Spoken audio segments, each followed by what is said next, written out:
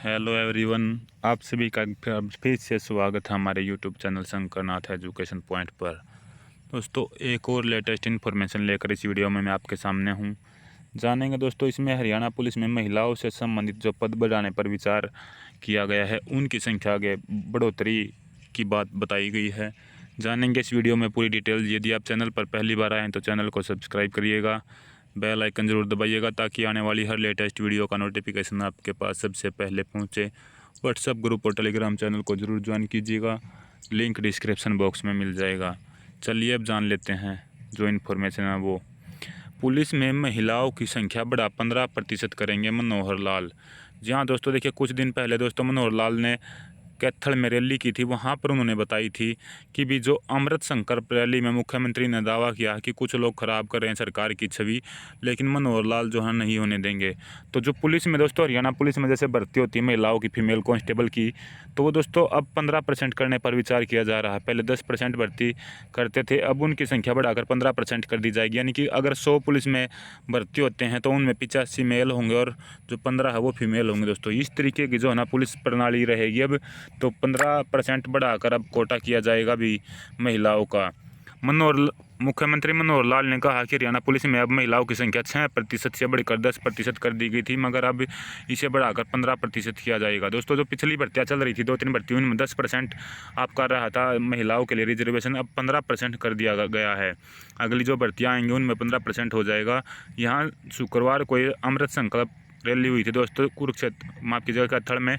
तो वहाँ पर बेरोजगारी को लेकर हो रहे नए नए आंकड़ों पर भी सवाल पूछे गए थे। तब भी मुख्यमंत्री ने अपने भाषण की शुरुआत में कैथल में 3 दिन के नोटिस पर जो उमड़ी रैली जो की गई थी उसमें भारी भीड़, भरकम भीड़ देखने को मिली थी। तो भीड़ को पर आयोजकों को बधाई दी है।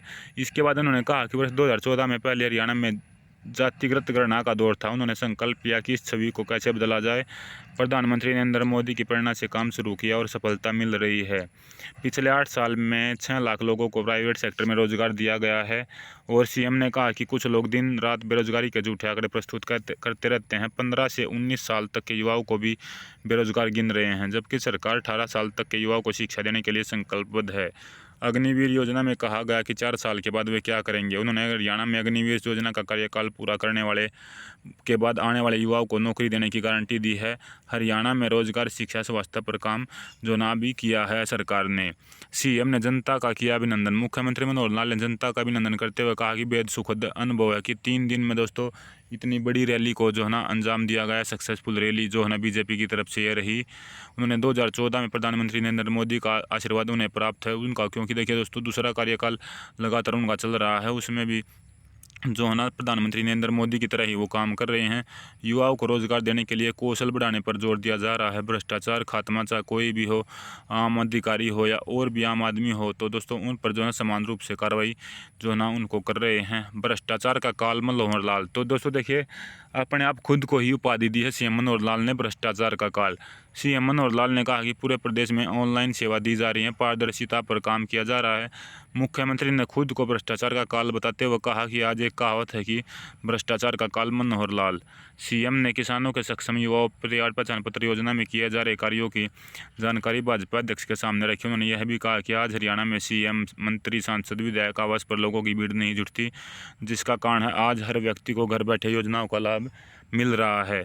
तो दोस्तों देखिए, बेशक सीएम मनोहर लाल अपने आप को भ्रष्टाचार का काल कहें, लेकिन अभी भी दोस्तों क्या है, एचएसएससी बोर्ड की बात करूं, सीटर गैंग की बात करूं और भी अन्य किसी भी भर्ती की बात करूं तो सभी भर्तियों पर कोर्ट केस है।